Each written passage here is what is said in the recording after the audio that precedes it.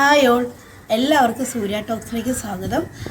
ഇത് പേര് സൂചിപ്പിക്കുന്ന പോലെ തന്നെ വളരെ പോസിറ്റീവായിട്ടുള്ള കാര്യങ്ങൾ പറയാൻ വേണ്ടിയിട്ടുള്ളൊരു ചാനലാണ്. ഞാൻ ഓൾറെഡി പറഞ്ഞിട്ടുണ്ടായിരുന്നു, എനിക്ക് വേറെ 2 ചാനൽസും കൂടെ ഉണ്ട്. ഒന്നെൻ്റെ ഇൻസ്റ്റിറ്റ്യൂഷൻ്റെ, പിന്നെ അല്ലാതെ ഞങ്ങൾ പുറത്ത് പോയതിനെ കുറിച്ചിട്ടൊക്കെയുള്ള കാര്യങ്ങൾ പറയുന്നൊരു വിദേശകാര്യത്തിൻ്റെ ഒരു ചാനലുണ്ട്. അതിൻ്റെ പേര് റീഡർ ലൈഫ് എന്നാണ്, മറ്റേൻ്റെ പേര് റൈറ്റ് ബോർഡ് എന്നാണ്. ഇതെൻ്റെ പുതിയ ചാനലാണ്. ഇതിൽ നമ്മൾ പൂർണ്ണമായിട്ടും പോസിറ്റീവായിട്ടുള്ള കാര്യങ്ങൾ മാത്രമേ പറയത്തുള്ളൂ. ഇങ്ങനെയാണ് ഇപ്പം ഞങ്ങളെ സംബന്ധിച്ചിടത്തോളം ഞങ്ങൾ ശരിക്കും പറഞ്ഞാൽ മറ്റുള്ളവരുടെ കണ്ണിൽ ഭയങ്കരമായിട്ടുള്ള പരാജയത്തിൻ്റെ പടുകുഴി കിടക്കുന്ന ആൾക്കാരാണ്. പക്ഷേ പരാജയത്തിൻ്റെ പടുകുഴിയിൽ നമുക്ക് എങ്ങനെ പൊങ്ങി വരാം, എങ്ങനെ ലൈഫിൽ സക്സസ് ആകാം എന്നൊക്കെയുള്ള ഞങ്ങളുടെ ലൈഫിലെ കുഞ്ഞു കുഞ്ഞു കാര്യങ്ങളൊക്കെ ചേർത്തിട്ടുള്ള ഒരു വീഡിയോ ആണ്, അല്ലെങ്കിൽ ഒരു വ്ളോഗാണ് ഈ ചാനൽ എന്ന് പറയുന്നത്. അപ്പം ഇന്നിപ്പം ഞാനിപ്പോൾ സംസാരിക്കാൻ പോകുന്നത് ഈ മാനിഫെസ്റ്റേഷൻസ് എന്ന് പറയുന്ന കാര്യങ്ങൾ റിയൽ ആണോ അല്ലയോ എന്നുള്ളതാണ്. മാനിഫെസ്റ്റേഷൻ യാഥാർത്ഥ്യമാണോ അതോ വെറുതെ ഒരു മിത്താണോ എന്നുള്ളതിനെ കുറിച്ചിട്ടാണ് പറയാൻ പോകുന്നത്.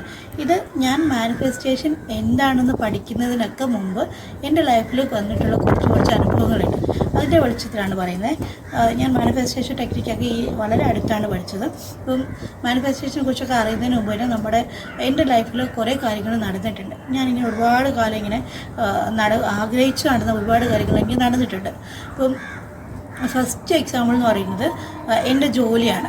ഞാനൊരു 9ാം ക്ലാസ്സൊക്കെ ആകുന്ന സമയത്താണ് എനിക്ക് ജേർണലിസ്റ്റ് ആകണമെന്നുള്ള ആഗ്രഹം തോന്നുന്നത്. അപ്പം അന്ന് തൊട്ടേ എൻ്റെ മനസ്സിൽ ഞാനൊരു ജേർണലിസ്റ്റ് ആകും എന്ന് ഞാൻ പൂർണ്ണമായിട്ട് മനസ്സിൽ അടിയുറച്ച് വിശ്വസിച്ചിട്ടുണ്ടായിരുന്നു. അപ്പോൾ അതിനെ തുടർന്നിട്ടാണ് ഞാൻ +2നും ഡിഗ്രിക്കും ഒക്കെ ജേർണലിസമായിട്ട് ബന്ധപ്പെട്ടിട്ടുള്ള സബ്ജക്റ്റുകൾ തന്നെ എടുത്ത് ഞാൻ PGക്ക് മനോരമയുടെ സ്കൂൾ ഓഫ് കമ്മ്യൂണിക്കേഷനിലാണ് പഠിച്ചത്. അപ്പോൾ അന്ന് തൊട്ട് എൻ്റെ മനസ്സിൽ എങ്ങനെയെങ്കിലും മനോരമയിൽ ജോലി കിട്ടണം എന്നുള്ളതാണ്.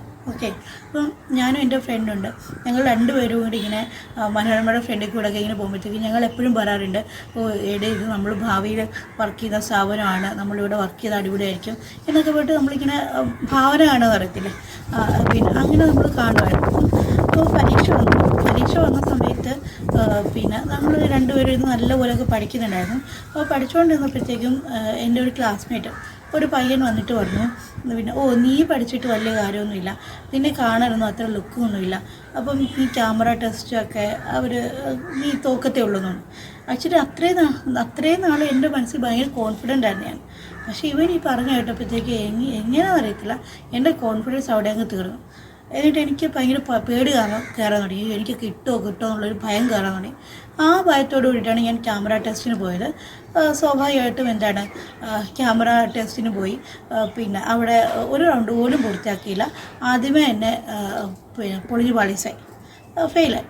അത് കഴിഞ്ഞിട്ട് പിന്നീട് പത്രത്തിൻ്റെ ഇൻ്റർവ്യൂ വന്നപ്പോഴും കുഴപ്പമില്ല, അത് ബെറ്ററായിട്ട് പെർഫോം ചെയ്തു. പക്ഷേ എന്നാലും നമ്മുടെ ഉള്ളിൽ ആ ഒരു ഭയം ഇങ്ങനെ കിടക്കുന്നുണ്ടായിരുന്നു. മനോരമയൊക്കെ എന്നെപ്പോലുള്ളവരെ ഹയർ ചെയ്യുമോ, എന്നെ കാണാനൊന്നും അത്ര കൊള്ളത്തില്ല, അപ്പോൾ എന്നെ ഹയർ ചെയ്യുമോ എന്നുള്ളൊരു ഭയം എനിക്ക് ഭയങ്കരമായിട്ടുണ്ടായിരുന്നു. അപ്പോൾ അങ്ങനെയായി ബാക്കിയുള്ള എൻ്റെ കൂടെയുള്ള എല്ലാവരെയും ഹയർ ചെയ്തു. അൺഫോർച്യുനേറ്റ്ലി എനിക്ക് ആ വർഷം കിട്ടാതെ വന്നു. ഓൺലൈൻ്റെ റിസൾട്ട് തൊട്ട് ഡിക്ലെയർ ആയിട്ടുമില്ല. ഭയങ്കര സങ്കടമായി കഴിഞ്ഞു.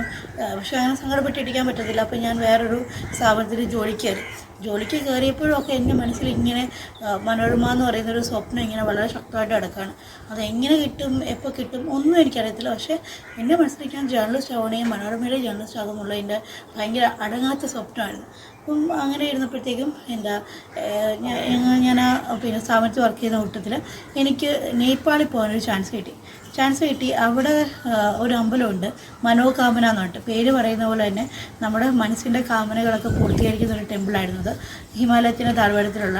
അപ്പോൾ അവിടെ പോയപ്പോഴും എനിക്കൊന്നും പ്രാർത്ഥിക്കാനുണ്ടായിരുന്നില്ല. എനിക്ക് എങ്ങനെയെങ്കിലും മനോരമയുടെ ജോലി വേണം എന്നൊരു ഒറ്റ കാര്യം എനിക്ക് പ്രാർത്ഥിക്കാനുണ്ടായിരുന്നുള്ളൂ. അങ്ങനെ അതാണ് പ്രാർത്ഥിച്ചു. അത് കഴിഞ്ഞൊരു ഏപ്രിൽ ആയിരുന്നു പ്രാർത്ഥിച്ചത്. മെയ്യിലാണ് മനോരമയുടെ നെക്സ്റ്റ് റിസൾട്ട് വരുന്നത്. ആ റിസൾട്ടിൽ ഞാൻ ഉണ്ടായിരുന്നു. അതിനെ നമ്മൾ സ്പിരിച്വാലിറ്റി എന്നോ എന്ത് വേണമെങ്കിൽ വിളിക്കാം. ഏതായാലും അത് നടന്നു. അത് കഴിഞ്ഞിട്ട് പിന്നെ മനോരമയിൽ ജോലി കിട്ടി, കുഴപ്പമില്ല, ലൈഫൊക്കെ പോയി. എൻ്റെ ഒരു കല്യാണം കഴിഞ്ഞു. പക്ഷെ അൺഫോർച്യുനേറ്റ്ലി എൻ്റെ ഫസ്റ്റ് മാരേജ് ഭയങ്കര ഡിസാസ്റ്റർ ആയിരുന്നു. അത് കുറച്ച് കഴിയുമ്പോൾ ഡിവോഴ്സ് ആയി. ആകെപ്പാടെ ഒരു വർഷം ഉണ്ടായിരുന്നുള്ളത്. അത് കഴിഞ്ഞപ്പോഴുള്ള ലൈഫ് എന്ന് പറയുന്നത് ഭയങ്കര ലോൺലി ആയിരുന്നു.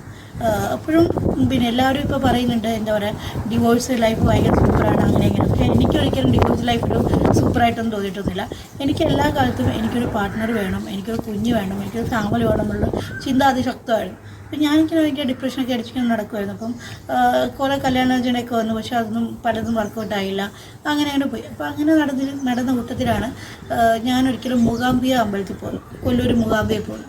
അപ്പോഴും ഞാൻ ഈ ഭയങ്കര സ്പിരിച്വാലിറ്റി ഒന്നുമില്ല കേട്ടോ, അത് തുറന്നു പറഞ്ഞേക്കാൻ എനിക്കങ്ങനെ ഭയങ്കര ദൈവവിശ്വാസം, ഭയങ്കര സ്പിരിച്വാലിറ്റി അങ്ങനത്തെ ഒരാളല്ല. അപ്പം അമ്പലത്തിൽ പോയപ്പോഴും അവിടെ പോയിട്ട് എനിക്ക് പ്രാർത്ഥിക്കാനുള്ള ആകെ ഇതേ ഉണ്ടായിരുന്നുള്ളൂ. അടുത്ത വട്ടം വരുമ്പോഴത്തേക്കും ഇങ്ങനെ ഒറ്റയ്ക്കാക്കരുത് എന്നുള്ളൊരു പ്രാർത്ഥന ഉണ്ടായിരുന്നുള്ളൂ. അതാണ് പ്രാർത്ഥിച്ചു. അതൊരു നവംബർ 15 എന്തോ ആയിരുന്നു. അത് കഴിഞ്ഞ് വന്ന് ഒരു നവംബർ 30 ആയപ്പോഴത്തേക്കാണ് എൻ്റെ ഹസ്ബൻഡിൻ്റെ പ്രപ്പോസൽ വരുന്നതും അത് നടക്കുന്നതും. അപ്പം ഇത് പ്രാർത്ഥനയുടെ ശക്തിയാണോ അതൊന്നും എനിക്കറിയാൻ പാടില്ല. പക്ഷേ എൻ്റെ മനസ്സിൽ ഉണ്ടായിരുന്ന, അല്ലെങ്കിൽ എനിക്ക് വേണം എന്ന് ആഗ്രഹിച്ചതൊരു കാര്യമായിരുന്നു ഇത് രണ്ടും നടന്നു. പിന്നെ ഒരു നെഗറ്റീവായിട്ടുള്ള സംഭവം എന്ന് പറയാൻ പറ്റുന്നത്, ഞങ്ങൾ കാനഡയിൽ പോയ കാര്യമാണ്. ഞങ്ങൾ കാനഡയിൽ പോകുന്നതിന് മുമ്പ് തന്നെയും എൻ്റെ ഹസ്ബൻഡിന് എന്നോട് വലിയ താല്പര്യമൊന്നുമില്ലായിരുന്നു. പുള്ളിക്കാരൻ ഇങ്ങനെ ഭയങ്കര ആശങ്കയായിരുന്നു, അവിടെ പോയാൽ സെറ്റാവോ, റെഡിയാവോ, രക്ഷപ്പെടോ എന്നുള്ള ഒരു ഭയം ഇങ്ങനെ കിടക്കുന്നുണ്ടായിരുന്നു. അത് ആ ഒരു ഭയത്തോടു കൂടിയിട്ട് തന്നെയാണ് നമ്മളങ്ങോട്ട് പോയി ആ പതുക്കെ ആ ഭയം ഇങ്ങനെ കൂടിക്കൂടി വരികയും അവസാനം നമുക്ക് വന്നു ചേർന്ന കാര്യങ്ങളെല്ലാം വളരെ നെഗറ്റീവാകുകയും അവസാനം നമ്മൾ എന്താ പറയുക ഒന്നും ശരിയാകാതെ തന്നെ തിരിച്ചു വരികയും ചെയ്തു. അപ്പോൾ നമ്മൾ എന്ത് കാര്യം നമ്മൾ ചിന്തിക്കുന്നോ ആ ചിന്തകളുടെ ഒരു പ്രതിഫലനമായിരിക്കും നമ്മുടെ ലൈഫിൽ വരുന്നത്. നമ്മൾ നെഗറ്റീവായിട്ടാണ് ചിന്തിക്കുന്നുണ്ടെങ്കിൽ ഡെഫിനറ്റ്ലി നെഗറ്റീവേ വരത്തുള്ളൂ, വേറെ ഒന്നും നല്ല വരത്തില്ല. ഈവൻ അത് പലപ്പോഴും എൻ്റെ IVF അല്ലെങ്കിൽ IUI ട്രീറ്റ്മെൻറ്റിൻ്റെ കാര്യത്തിലും അത് വന്നിട്ടുണ്ട്. നമ്മളിങ്ങനെ പേടിച്ചിട്ട് ഇത്തവണ ശരിയാകുമോ എന്നുള്ളൊരു ആശങ്കയോടുകൂടി പോയ സമയങ്ങളിലൊക്കെ അത് ഫെയിലായിട്ടേ ഉള്ളൂ. പിന്നെ വേറൊരു സംഭവം എന്ന് പറയുമ്പം ഇതൊക്കെയാണ് നെഗറ്റീവായിട്ട് പറയാനുള്ളത്. പിന്നെ പോസിറ്റീവായിട്ട് പറയാനുള്ളതെന്ന് വെച്ച് കഴിഞ്ഞാൽ ഇനിയൊരു പോസിറ്റീവുണ്ട്. അത് ഞങ്ങൾ ഈ തിരിച്ച് കാനഡയിൽ നിന്നൊക്കെ വന്നിട്ട് ഞങ്ങളുടെ സ്വന്തം സ്ഥാപനം തുടങ്ങി, റൈറ്റ് ബോർഡ് എന്ന് പറയുന്നത്. അപ്പോൾ എൻ്റെ മനസ്സിലേക്ക് ഭയങ്കര ശക്തമായിട്ട് റൈറ്റ് ബോർഡിൻ്റെ ഒരു ഓഫ്ലൈൻ ഓഫീസ് വേണമെന്നുണ്ടായിരുന്നു. അപ്പം ഓഫീസിന് വേണ്ടിയിട്ട് ഞാനിങ്ങനെ നോക്കുമ്പോഴത്തേക്കും പലയിടത്തും സ്പേസ് പറയേണ്ടതെന്നൊക്കെ പറഞ്ഞിങ്ങനെ കിടക്കുന്നുണ്ടായിരുന്നു. അപ്പോൾ എൻ്റെ മനസ്സിൽ ഞങ്ങളുടെ വീടിൻ്റെ അടുത്ത് തന്നെ ഒരു കോംപ്ലക്സ് ഉണ്ട്. ആ കോംപ്ലക്സ് അടിപൊളി ഒരു കോംപ്ലക്സാണ്. അത് പിന്നെ ഹൈവേയുടെ സൈഡിലാണ്. തൊട്ട് താഴെ ബാങ്ക് ഉണ്ട്. പിന്നെ അതുപോലെ തന്നെ അതിൻ്റെ അപ്പുറത്ത് തന്നെ ഒരു ഹോപ്സ് എന്ന് പറഞ്ഞൊരു PSC കോച്ചിങ് സെൻ്റർ ഉണ്ട്. അപ്പോൾ ഞാനിങ്ങനെ മനസ്സിൽ വിചാരിച്ചു ഈ ഒരു കോംപ്ലക്സ് കിട്ടുമായിരുന്നെങ്കിൽ നല്ലതായിരുന്നു. ഇതൊരു അത്യാവശ്യം നല്ലൊരു ഏരിയയാണ്, ഇവിടെ തുടങ്ങാൻ പറ്റുമായിരുന്നെങ്കിൽ നല്ലതായിരുന്നു. ഇങ്ങനെ എല്ലാ ദിവസവും ഇങ്ങനെ വിചാരിക്കാം. എൻ്റെ ഫ്രണ്ടിൽ കൂടെ പോകുമ്പോഴത്തേക്കും എൻ്റെ മോളുടെ ഡേ കെയർ അതിൻ്റെ അടുത്ത് തന്നെ ഇങ്ങനെ വിചാരിച്ച ഒരു ദിവസം എനിക്ക് തോന്നി പിന്നെ കോംപ്ലക്സിൻ്റെ അടുത്തൊരു കടയുണ്ട്. ആ കടയിലെ ചേട്ടനൊക്കെ പോയിട്ടൊന്ന് ചോദിച്ചാലോ എന്ന്. ഞാൻ ആ ചേട്ടനൊക്കെ പോയി ചോദിച്ചു, ചേട്ടാ ഇതുപോലെ ഈ കോംപ്ലക്സിൽ വല്ല സ്പേസും ഉണ്ടോ? അപ്പോൾ പുള്ളി ഉണ്ടല്ലോ, ഇവിടെ ഒരു സ്പേസ് കിടപ്പുണ്ട്, ഇപ്പോൾ തന്നെ വന്നു, കൈയോടെ വന്നു, ഞാൻ കാണിച്ചു തരാമെന്ന് പറഞ്ഞു. പുള്ളിക്കാരനത് കാണിച്ചു സത്യം പറഞ്ഞാൽ ഞാൻ എങ്ങനെ വിഷ്വലൈസ് ചെയ്തോ അതേപോലെ തന്നെ ഒരു ക്ലാസ് റൂമും, പിന്നെ ഒരു ചെറിയ ക്ലാസ് റൂമിനുള്ള സ്പേസും, ഒരു വലിയൊരു ക്ലാസ് റൂമിനുള്ള സ്പേസും, പിന്നെ ഒരു ഓഫീസിനുള്ള സ്പേസ് കറക്റ്റ് ഞാൻ എങ്ങനെയാണ് വിഷ്വലൈസ് ചെയ്തത് അത് തന്നെയാണ് ഞാൻ ശരിക്കും കണ്ടത്. ഞാൻ വണ്ടറടിച്ചു പോയി. ഞാൻ എൻ്റെ പലപ്പോഴും എൻ്റെ എന്നെ ഉണർന്ന് ഇരിക്കുമ്പോഴും ഉറങ്ങുമ്പോഴും ഒക്കെ ഞാൻ അതുപോലത്തെ ഒരു കോംപ്ലക്സാണ് സ്വപ്നം കണ്ടുകൊണ്ടിരുന്നത്. അപ്പോൾ അതാണ് എൻ്റെ ലൈഫിൽ നടന്നിട്ടുള്ള പോസിറ്റീവായിട്ടുള്ള അഫർമേഷൻസ് അല്ലെങ്കിൽ മാനിഫെസ്റ്റേഷൻസും നെഗറ്റീവായിട്ടുള്ളതും. അപ്പോൾ ഇതൊക്കെ ഞാൻ മാനിഫെസ്റ്റേഷൻ ടെക്നിക്സൊക്കെ പഠിക്കുന്നതിനൊക്കെ മുമ്പ് നടന്ന കാര്യങ്ങളാണ്. അപ്പം മാനിഫെസ്റ്റേഷൻ എന്ന് പറയുന്നത് തീർച്ചയായിട്ടും റിയലായിട്ടുള്ള കാര്യമാണ്. കാരണം നമ്മളുടെ ലൈഫിൽ നമ്മൾ പോലും അറിയാതെ പലപ്പോഴും നമ്മൾ വിചാരിക്കുന്ന കാര്യങ്ങൾ വന്നു ചേരാറുണ്ട്. അപ്പോൾ നമ്മൾ ശരിക്കും ആ ഒരു സബ് കോൺഷ്യസ് മൈൻഡിൻ്റെ പവർ മനസ്സിലാക്കിയിട്ട് ശരിക്കും അതിനെ ട്യൂൺ ചെയ്യാൻ പഠിക്കുകയാണെന്നുണ്ടെങ്കിൽ ഡെഫിനറ്റ്ലി നമ്മുടെ ലൈഫിൽ നല്ല കാര്യങ്ങൾ വരും.